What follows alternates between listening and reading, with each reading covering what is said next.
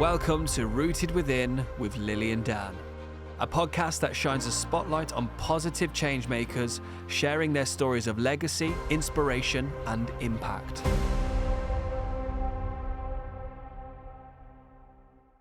Good afternoon, Lily. How are you? I'm getting in there quickly. Oh, Dan. I am well, Dan. How are you? Yeah, very good. We have another good episode today. I know we have a brilliant one, but I would like to hear you introduce. It's very easy, this one. I've known this lady for a long time. Welcome to our studio, Punam Verma. Thank you. You didn't invite me. I forced myself on. It's kind of a true story. We were at an event a couple of weeks ago, and it's like, hey, how are you? It's like, that typical Dubai thing where it's like, not seen you for ages. And then she was like, oh, I see you got a podcast. She was like, I'm coming on. I'm a guest. I would like that, though. I kind of did it as a joke because it sounds very bizarre, but I was so nervous coming here. I'm terrified talking about myself. And I'll put it in context. I used to be a singer. As a singer, I have sang in front of 70,000 people. It was easy. First of all, I never knew you were a singer, so we're going to get to that. I'm making a note. Here we go. I had a TV show for 8 years, as you know, on Dubai One. I teach people how to be confident in front of the camera, everything. But when I have to talk about myself... It's different. It's different because I think I grew up in an age where if I have an issue, I talk to my family and my close friends, whereas today everyone puts everything on social media. Yeah, it's very public. I still don't do that. I still think you should reserve certain things about your private life. I don't either. You rarely see anything personal from me. You? No, I don't. I try to reserve my personal or business everywhere, but personal is a little bit more discreet these days. Yeah, work, I'm absolutely fine to do work. So, obviously, people may know who you are. You just mentioned singer. You worked in television. No, Out and About. And it's a timer. Out and About. I remember back in the day. It was the first lifestyle entertainment show. Yes. That was incredible. And now you're working on radio as well. Yeah, Dubai Eye Radio. So now you're making me feel nervous because we're interviewing you. You know what's going to happen? Normally the other way around. It's going to turn into... But how... Have you always been curious about people? Because all the things that you've done is very much driven by curiosity.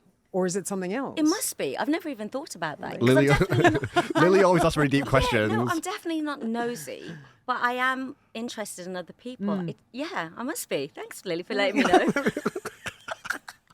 Why do I get the feeling this is going to be a very interesting episode? Of course, there's a different energy already. So I want to take it back a little bit because you just mentioned singer, but before then, what? So when I was about 11 or 12, I used to love writing poetry. I've always been creative. So I used to design clothes, I used to do paintings.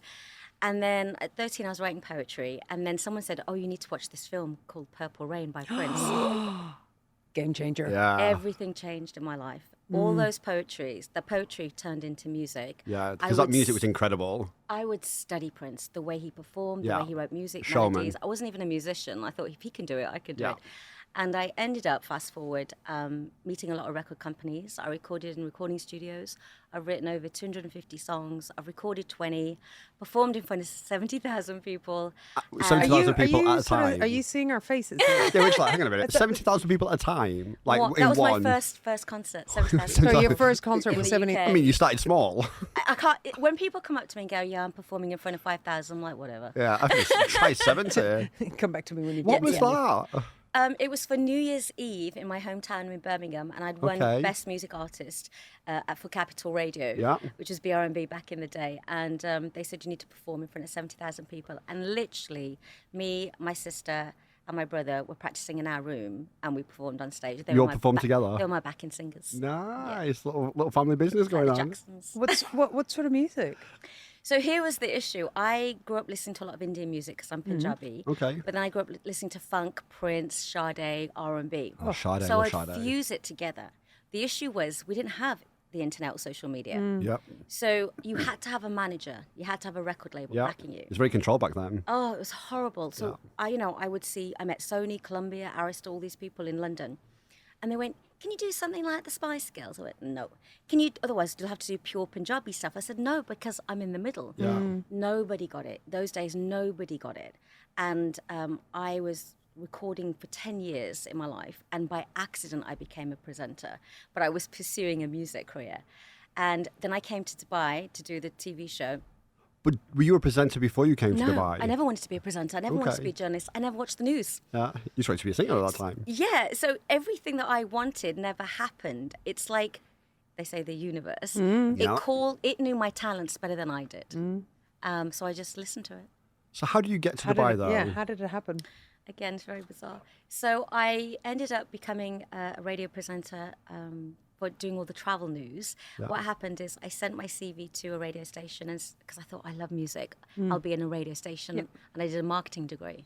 And he saw that I sang. He said, let's get her on the radio to do the travel news. And I said, I don't want to be on the radio. You're going to sing the travel news. Yeah. And he forced me on. And for 1 month, he listened to me doing all the travel news, coming up the M6 and everything. And he called me and I'm sure I've heard you before. Yeah, you must have. I did all the stations around the UK because there was one place where the traffic came from. Okay. From north, south, everywhere. And he said to me, Punam, you're so bad. You're so bad on the radio. And he said, because I didn't care about the job. I didn't even want to do it. But why were you so bad?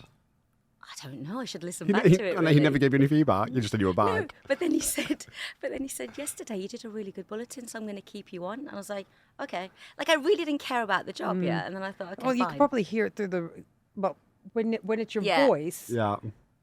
and if you really don't care, Yeah. You can tell it by the tone. translates through the voice. Because while I was doing that, I would work 4 days a week, and 3 days I'd be making music. So music was always at the forefront. And the This was passion. You're like, whatevs. Yeah. And then the BBC heard me once, and I realised I was quite funny on air with the DJs. I'd play with them. And they called me in to say, would you like to do the breakfast show? So then I ended up again with the breakfast show thinking, all right, I'll do this, but I still want to make music, right? And then as I was doing the BBC, I ended up becoming a journalist. I did a 6-month postgrad in journalism because it just is a better level as a presenter. It gives you a better grounding. And there was an email that came through in my junk email. And when you just delete all your junk email? Yeah. I just thought, what is this one? And it was from a lawyer, and it said, Dubai One TV are looking for presenters. This email and this advert never left the UAE. I was the only one that it accidentally came to, and he sent it to me by accident. He didn't know who I was, I didn't know who he was, so I opened it. And I'd just done a video of myself doing a show reel as a presenter. Just for fun, I just sent it. The very next day, they'd already done auditions at Dubai One. I get a call going, can you please come to Dubai? We want to give you a TV show. I thought, this is a joke. Who does that? You're like, where's the camera? Yeah. Where's this the camera? is a joke. And it wasn't. It was real. And in 2 weeks, packed my bags and I was there. That was a whirlwind. It was crazy. How did that But my feel? gut instinct said, just go. If it's not real. Come back. Do you often rely on your gut instinct? Oh, totally. Yeah. Sometimes it's got me. It's wrong because I give people the benefit of the doubt, and sometimes I True. shouldn't. It's really a I thing. see the good in people. My sister sees the bad straight away, and she's usually right. I figure it out a year later. Tell about the show. The show was incredible. The show was amazing. So I was the only presenter in the first year and a half, and I had to do I was basically a tourist doing everything in Dubai. What an awesome job. Yeah. What an awesome job. Yeah, I did my first thing. They said, "What do you want to do?" I said, "I want to do a helicopter ride around the Burj while it's being built. I want to do jet skiing. I want to every extreme You're just sport." ticking off bucket list items. I was a tourist being paid to be a tourist, and then we'd interview like chefs, celebrities. We'd do film festival. Everybody that came into town. There was no social media, so we had access to everybody. It was incredible. And then we started traveling. We went to the Maldives, went to Hong Kong, went to the Seychelles. We were featuring resorts outside. What was your favourite? There we go. I just about to ask the same question. Ask the same question just differently. Come on, you go first. What was your favourite? Or the one that really stood up, the craziest one? Maybe jumping off Ziggy Bay. Like, you're just literally running off a mountain going, I hope this parachute opens. Literally. You're like, thank God it opened. There were many times I did a bungee jump, and there were many times I thought, I'm going to die on camera, and it's okay. They'll get it on camera. I'm going to die. The things that I did, I didn't even have insurance when I look back on it, but I never, ever injured myself, touch wood. Okay. Yeah, I was blessed. It must have been an incredible experience. It was crazy. When I look back at all those videos, I'm like, how did I do that? Because I wouldn't do that anymore. As you get older, you're a lot more safer. I was saying, why wouldn't you do that? It's like the fear kicks in or a little bit more sensible. Yeah, so it was funny when we had to the bungee jump because my co-presenter Lane, he got there and he's like, I'm not doing it. Well, Lane's also slightly mental. He'd back out. Did he? Yeah. He was like, I'm not doing it. And I went, so now I have to do this. And literally I was so like, oh, and I was like, okay, it's fine, I'll do it. Going up and everyone's going, go Punam, go Punam. The camera's there. Pressure. And then I look down and you see me on the GoPro going, oh my God, I don't want to do this. And you see the guy gently push me. He's like, I'd have yes, to you be are. pushed. Freaking out. But I'm glad I did it. I'm glad I've done those things. I was getting paid to do these things. If I wasn't, I'd never do them. So, Well, before You you go, go, I'm no, going to you say, go. is there anything that you wish you could have done that you haven't? No, I feel like I've done everything. Okay. Honestly. Yeah. That's incredible. There's nothing. I've done so much in this. I feel like those 8 years, I did more in 3 lifetimes than most people do. Yeah. The amount of stuff I did was crazy. Incredible. But like, had you not received that, If I'd deleted that junk email, yeah, what would have happened? Where do you think you'd be now? I don't know. I think I'd probably still be at the BBC. I was trying to get into TV, and it's very difficult. Yeah. The media is very competitive in England. Yeah. So difficult. And you're very categorized like Brit Asian. Yeah. Whereas when I came here, I was just a presenter. Yeah. And I think the BBC having that credibility they liked that because they knew I was experienced. You know, I was a script writer, everything. So I have no idea. I'd probably been married with 3 kids, living in Birmingham. Do you think that email came to you because maybe you were? Prior to that, did you sort of live it safe? No. I've always been quite impulsive, but we don't have extreme sports in Birmingham. I mean, Friday night in Broad Street is an extreme sport. Yeah. True story. If you don't get beaten up, you're lucky. Apologies to the people in Broad Street. Edit. No, I think, what was the question? Well, let me rephrase it for it to be a bit clearer. Why do you think, if you were to say why it was that you ended up with that email? I think I know I manifested it. Yeah. What do you think it was? I used to love traveling every weekend. I think I did like 25 different European trips in 2 years because the flights were really cheap when we were going then. And I had this urge to just, I don't know, it was just a different change of energy, and I liked getting out of my comfort zone.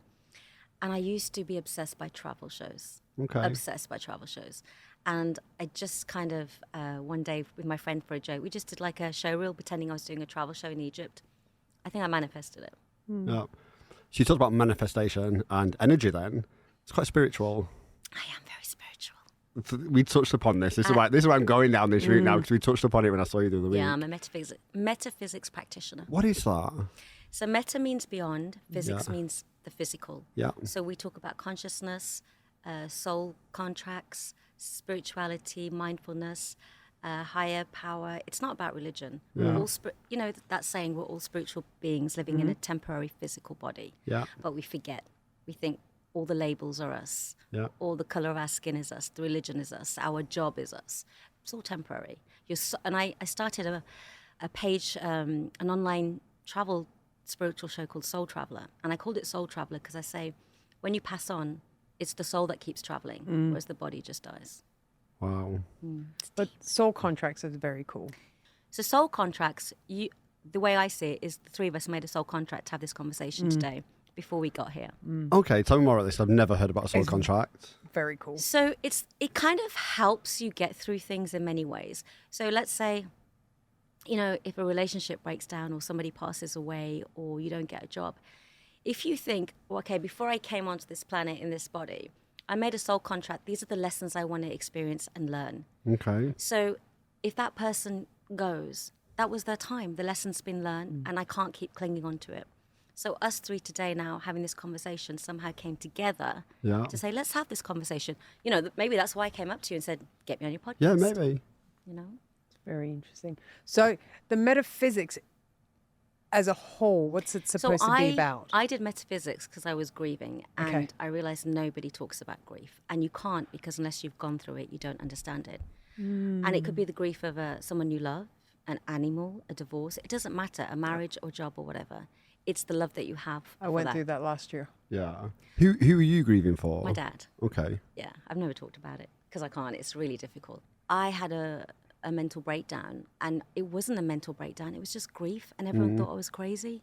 It was part of a spiritual awakening too, and I couldn't get any answers. And I don't know how I came across metaphysics, but if you read The Secret, the majority of people who've written in that are all metaphysicians. And I was like, what is that? It's the most easiest subject we should learn. And as students, as young kids, everyone should spend a month learning it. It emotionally helps you with what's coming in your life. But why do we not learn it as kids? The same way we don't learn about savings, investment, and money. I think there's a big conspiracy going on, but I won't say that on the podcast. That's a different podcast. It's a whole different podcast. I was about to ask a question. I can't remember. Were you spiritual up until that moment of grief? Yeah, I've had some spiritual experiences that I couldn't explain. Such as? So I was in Hawaii once, And that's got a lot of spiritual energy because a lot of the writers like Dr. Wayne Dyer lived there. And why is that spiritual energy? Because I guess maybe the earth, it's the way regeneration. Yeah, there's certain areas like Ibiza has an area which is I've heard. It's a female energy. I filmed there as well for Soul Traveller. They say that about Byron Bay as well, female energy. Yeah, and it depends where it is and what's happened around that area. And in Hawaii, I remember I was sitting on the beach and it was the furthest I've ever been from my family. And my cousin was next to me. The whole beach was covered. And the next thing I knew, everyone had disappeared. There was just silence. The sun was setting, and I heard this voice saying, everything's exactly how it should be. And for 3 months, it was like I'd taken some drug. I was on a high. Yeah. I just saw beauty in everything. Yeah. And I remember going back to San Francisco with my cousin, and there was a tramp sleeping on the street. And I just smiled at him. I just had so much love for him. I was like, what is going on? But something happened, but I didn't understand it at that time. It was like, it was a nice spiritual experience. Whereas you do go through dark nights of the soul when it's things like grief. But they take you deeper. And I think it's because you have to evolve to the next level. You can never stay the same person. Yeah. I mean, it's all levels of learning, I guess. And it's hard. With each experience. It's not nice, all of it. Everyone goes, oh, it's a nice spiritual awakening. And, love and light. I hate that. It's actually quite painful because you then start to really look at yourself and your inner self and start to understand things a lot more. When you start to unravel and take away the layers, it can get really deep and it can be quite emotional and overwhelming. It's scary. Yeah. It's scary. And, people say, do you regret things? And they say, no. Yes, I do. When I look back and I've evolved as a person, there's so many things I regret that I wish I'd done differently because I'm older and I can see it. Yeah. So I do. Anything in particular? Oh, you're going good. It's like I've been trained. I think settling down, actually, that's a big thing for me because I'm very family orientated. And, I kind of make that excuse, not an excuse. I kind of say, well, at least I'm not stuck in a relationship that's bad, which a lot of people are. True. And also sometimes I think maybe I was meant to do this to help other people or to use the skills that I have. And if I had children and a husband, it might not have got this far. I don't know. Yeah. So it's trying to accept where you are, especially coming from an Indian community where marriage is extremely important and family. You do kind of feel like the black sheep. Yeah. But I also know I've always, Persian. Yeah. But I same scenario. I get you. I get you. Yeah. But at the same token, I know a lot of people look at me and go, oh, wow, the things you've done. Look at the life you've lived. Yes. Yeah. So do you not think that a big part of it, like for me, it was very much a case of only if it's right? Totally. Only if it's right. So if it wasn't right. I mean, you'll never get it perfect. This is the thing. Not saying There's perfect. No perfection. But what's right for you. Yeah. You feel it only if it's right. So that's always been my answer. And I no disrespect to all the men here, but I do think emotionally and spiritually, men are still kind of far behind when it comes to that aspect. I would agree with that massively. Yeah, and I think a lot of you are getting there, really are. And it's not your fault, it's just the way we've evolved. They weren't allowed to. We were just talking about this today. Yeah. It's because they weren't given license to necessarily go there. But it's so I was going to say, my own awakening, last year, as me and Lily have talked about on many episodes or in person, I was completely emotionless. I had no feelings apart from anger and frustration. I wasn't in tune with emotions. I didn't really have those solid friendships. I couldn't articulate that connection. And then through an awakening, a series of events and experiences, it really opened my eyes up to spirituality and the benefits that can help. What was your awakening? What was mine? Oh, wow, there you go. You just like to be the interviewer. The table has flipped. Welcome to the Punam Show. Mine was, it was a moment last year. It was at the Middle East Event Awards, and it was the culmination of probably about 2 months of pure frustration. And I was just really angry, and I couldn't understand what I was angry at, but everything would trigger me, everything. Wow. And it was from a place of exhaustion. We'd gone through COVID, everything for our industry, as everyone knows, was really challenging. Lily was one of them. She actually called me one day and she was like, I'm really worried about you. She went, there's something going on right now. You need to get help. I'd resisted and hesitated for such a long time. And then the scary part was you didn't see it. I couldn't see it. I thought I was normal. That was the scary part. I thought I was completely normal. And then when a big eruption happened, I was like, wow, I don't like that person. Wow. I didn't like what happened. And many people were physically crying at the way that I had made them feel. I went away for a number of weeks on holiday. Pretty much literally the next day. I was on a flight. I went to Barcelona. In Barcelona, there was a ceremony happening on the beach called Pachamama. And my friend who's slightly spiritual was watching it and she said, come on, we should join in. And I was like, look at these crazy people. I was like, I'm not interested in this. I'm going to watch it from afar. So anyway, we watched it and then she did it and she came over and she was like, I think you should do it, because she knew what was going through. So anyway, I did it. And for those that don't know, like basically a shaman, you get down into your underwear, a shaman says a prayer, he blesses you, and then he essentially hits you with stinging nettles that you then go into the sea, you cleanse yourself and you come back onto the shore. And how did you feel? Well, they did the ceremony and he asked me a question, and the question was like, what do you wish for? And I had nothing to say, and the only thing I could say was, I just wish it was better. And then I did my thing, I did it, and I came out. Didn't feel anything at all afterwards, apart from interesting experience, learning things. I'm on a holiday, it's a thing. However, after that, a series of events happened that I can now relate back to that moment, because it was all the stepping stones to make it better. Yeah. I met an incredible friend whilst I was traveling in Tulum who opened... The one that I met. You met him, yeah. He's going to be on one of our episodes, actually, so this might be a nice little segue. Who you met, yeah, and someone who completely changed my life. Wow. Through conversation and openness, and it was the first time ever that I'd had that emotional connection with someone and felt free to be able to talk and open up. Yeah, and this really annoys me, and that's women empowerment groups. So I went, Lily's on my way. Lily just like a cat then, just a back went up. I was invited on a panel for women empowerment, and I said yes. There was 9 of us. And then when they got to me, I said, I don't believe in women empowerment. And they all went, oh my goodness.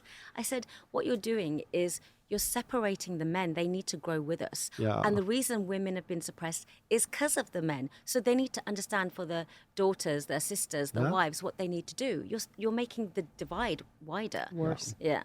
Especially for men, like, some of our episodes, which we talked about, is... men have always been conditioned to man up and to not deal with a problem and to be strong and bold and masculine. They talk about this man cave. I don't believe in that. We all need our space and our time. Yeah. But we shouldn't call it a man cave. If you're in friendships or relationships, you have to learn to talk. And I know men haven't been able to. And maybe it's the way women respond, because one thing is like, I remember seeing my dad cry once.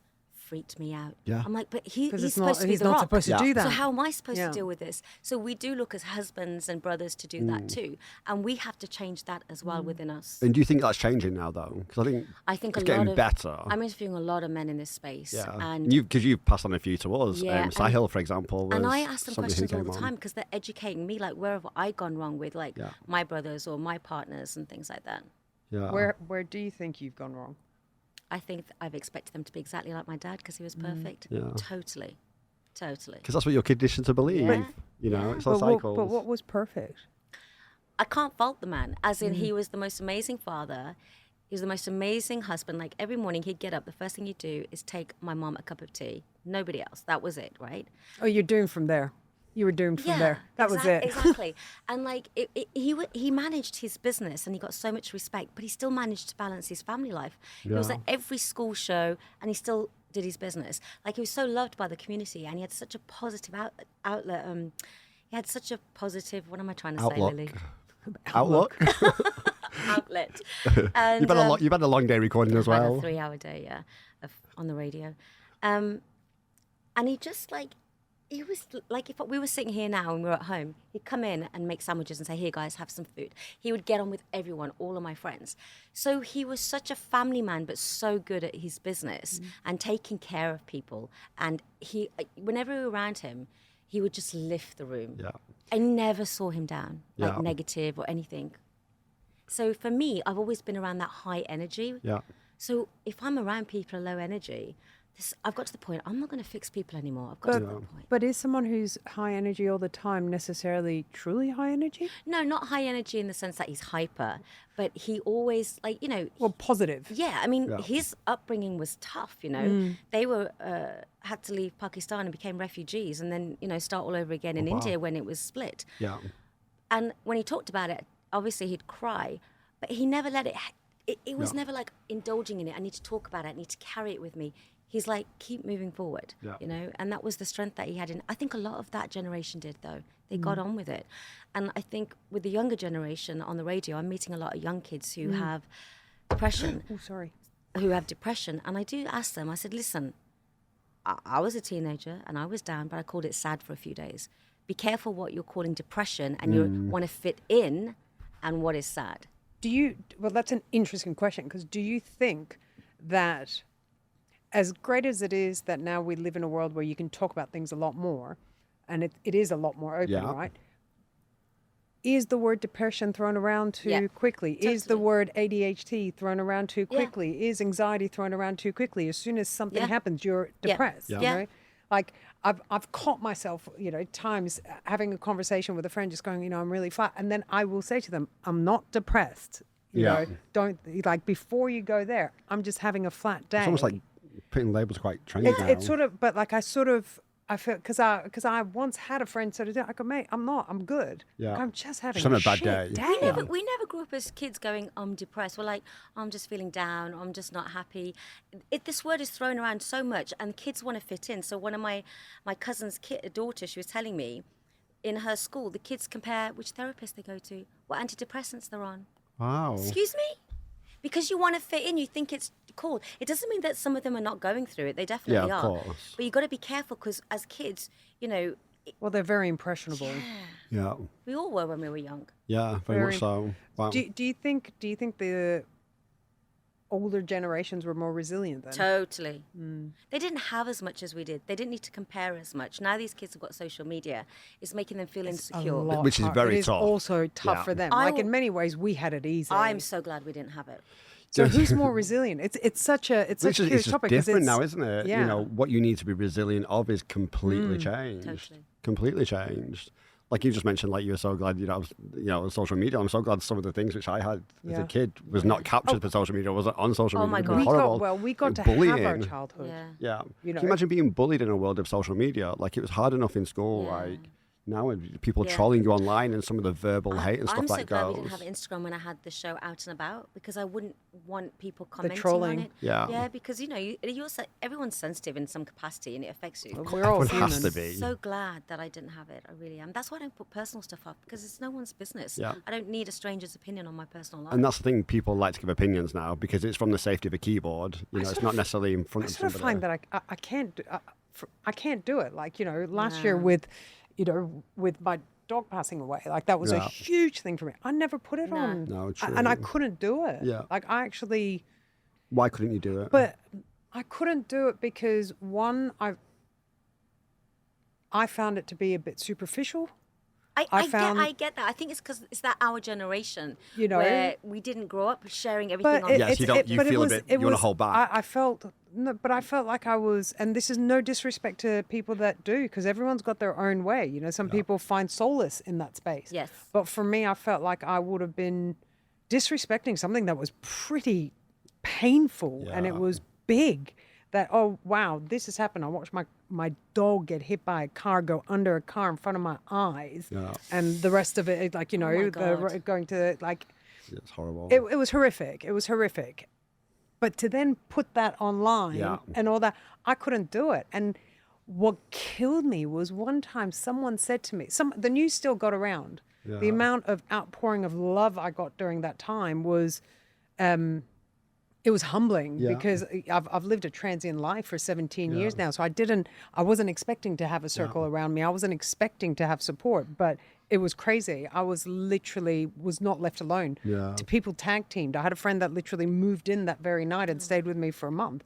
Like, it was beautiful, but the news went around. I didn't share it. Yeah. It went the normal way. And I was speaking to someone later on, and it came up, and they said, "Oh, I didn't know. You didn't post it on social media." Oh, you wouldn't. Sake. And I'm just like, no, it was. They didn't mean any harm by it, but I was sort of like.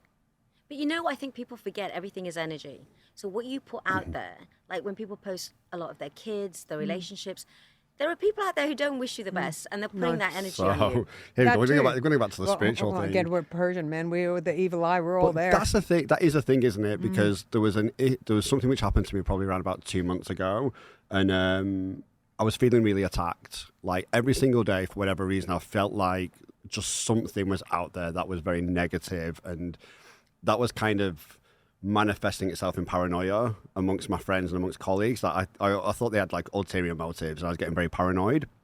I went to a spiritual healer, And she basically said that somebody had put the evil eye, and it was a thing. And it's just energy. People call it evil eye, but it's energy. You can have bad energy, good energy. Okay. That's all it is, really. Like it's what you vibrate and draw in and draw out, right? So if like, let's say you started feeling paranoid, and you start, so that you start being negative. I was you were manifesting. I literally was creating saying, that. hey, negativity, come my way. Everything, right? But that's why they always talk about, positive thoughts, being grateful, waking up with gratitude every day. What is that? That's nothing more than regulating your energy. But it was interesting because somebody said to me, it's like, well, you're very visible. You're promoting things. You're on social media. You're successful with your business. Of course, there's people out there that might not necessarily see that as a positive. But that's also a work thing. I think there's nothing you can do, and that's part of your work. We work in the industry where we have to do marketing. that. When it comes, it's advertising and marketing. But when it's your personal life, I say protect it. I can't agree. Okay, it just it's sacred. Yes, that's the word I use. For me, it's sacred. Yeah. Who the people that I love are sacred to me. My family is sacred to me. Yeah.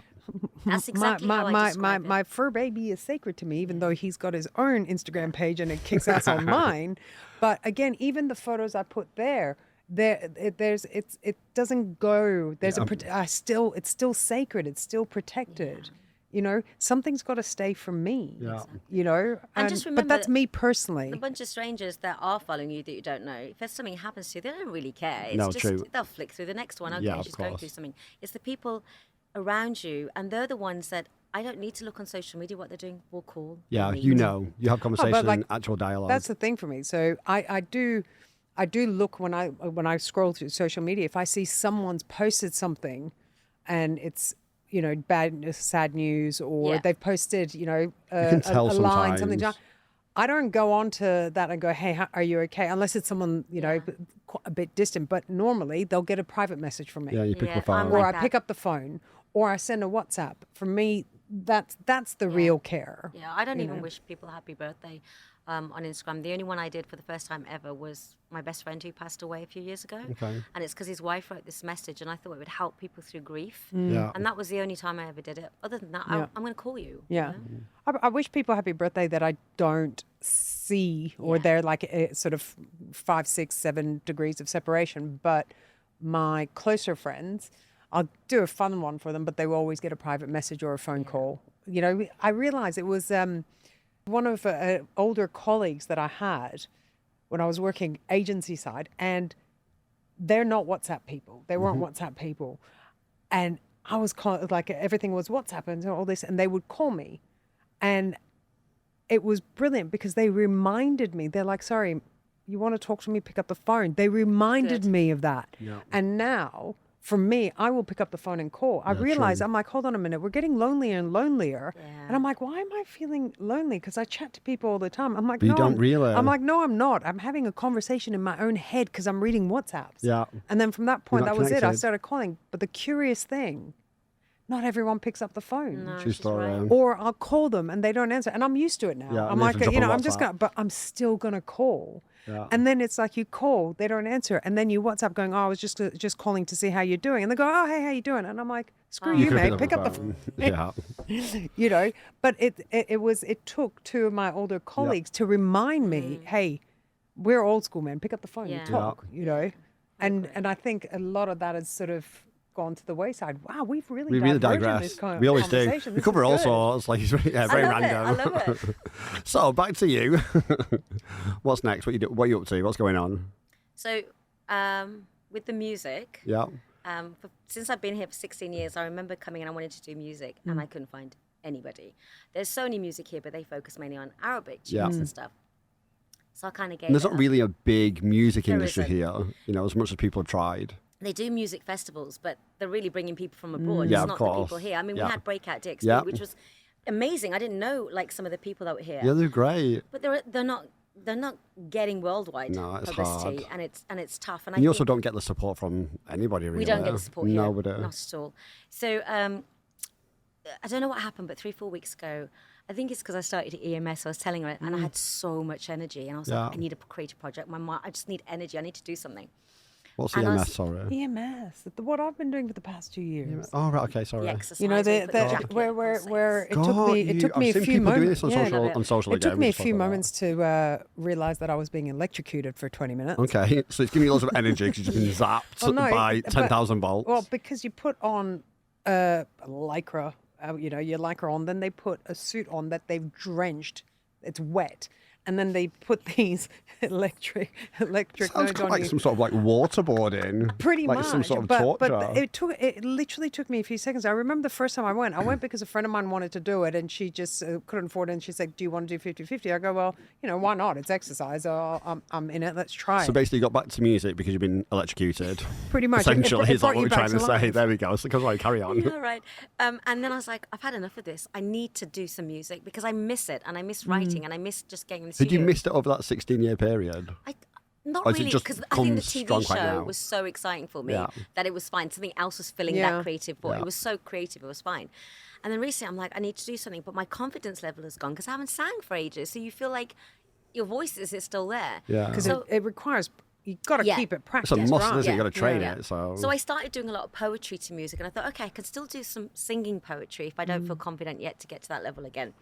And I was like, I'm on a mission now, and I was asking loads of people that come to the station, producers, do you have any music? Can we do something? They're like, yeah. No, nothing happened. And then I asked a friend of mine at Virgin Radio, who we work all together, and he recommended this guy who's grown up here, has been here all this time. And I texted him, didn't know me, didn't know him. He said, just come to the studio tomorrow. And honestly, it was like, thank you, God, even though it took 16 years. And we just literally on the same mindset. And we're working on a track right now. And the best thing about it is I'm doing it out of pure pleasure. If something happens, great. If it doesn't, I'm not dependent on it. Yeah. Do you think you manifested this one as well? I think EMS did. the electrocution did. Yeah. I'm taking you. The electrocution put you out there in the universe. Seriously, I'm taking you sometime. No, but I guess it's like the classic story of like when the time is right. And it's taken like 16 years to get to that I'll call it the point. Midlife Crisis album. I mean, it's a great. I want to see the cover. That'd be a great piece of artwork. Yeah, no, it'll be fun. But he's similar to me. He fuses like R&B and funk with Asian Arabic stuff because that's the same as me. So it was the same thing when we met, and it was great. And now I've just got to write the song. I listen to the music, and then it takes me 15 minutes to write a song. I write it really quickly. Because it's there. Yeah, if it doesn't flow, it doesn't flow. Where do you get that inspiration from for songwriting? That's the weird thing. It's like when I had my TV show, we had inspiration come all the time. We'd make things up on the shoot. I don't know. It just happens. It just happens. How Michael Jackson says, it's just given to me. In the by shower. God. They say the 15 best. minutes They is say pretty the quick best. to The write a best song. ideas come in the shower. I've never had anything in the shower. Oh, I've had loads in the shower. Really? Apparently, just before you sleep or just before you wake up is when many people get good ideas. I get them 3 a.m. in the morning sometimes. It's To keep you awake, insomnia. but basically it's the concept of it comes to you when you're not focusing on it. And there's a when great you're not story. focusing on something else. I don't know how true this is, but there was a story about Michael Jackson and Prince because they were like rivals, and he woke up and he had the lyrics of the Earth song, and he didn't want to write them because he was too tired. And he says he went back to bed, and then he heard a voice going, "If you don't write it, I'm giving it to Prince." And he got up straight away and wrote it. Yeah, I heard that. I don't know if it's true, but. I mean, it's a great story sense, regardless. But it makes sense in my head when something comes, it's given to you. If you don't do it then and there, well, who knows? Nice. So What? I'm getting the. I'm just checking. You're It's got a looking wrap, out, but glancing over. yeah. One more question. I've got the look, but I want one more question. I can feel the question bubble. I can feel that energy right So, now. Yeah, EMS is pulsating.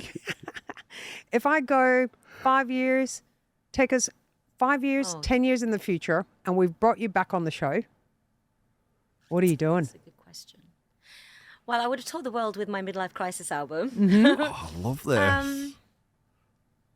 Do you know what? I would love to say I can answer that, but I think the older I get, the more I think I don't even know what's going to happen tomorrow. Yeah, and very I true. think just appreciate every time. I've never set goals. I've never had vision boards. I've never had journals. I'm a great believer. Like, for example, 2 months ago, I sat in my balcony and I said, you know what? Whatever you want to give me, just give me. Within that week, Deepak Chopra came in my hand for an interview. Within that week, things just started coming, and I'm like, okay. So I'm a great believer in just relax and receive, because what you think might be good for you is necessarily not good for you. Very true. Yeah. That's actually very true. Very, very true. What you believe to be what you require at the time. All right, so 5-10 years from now. Let's see. What about you two? Where do you want to be in 5 years? For me right now, retired. Oh. I don't know, traveling the world, having a great time. Yeah, with a family right now. Yeah, that's the one. Yeah, doing something. 5 to 10 years time, probably running looking after a lot of orphan children.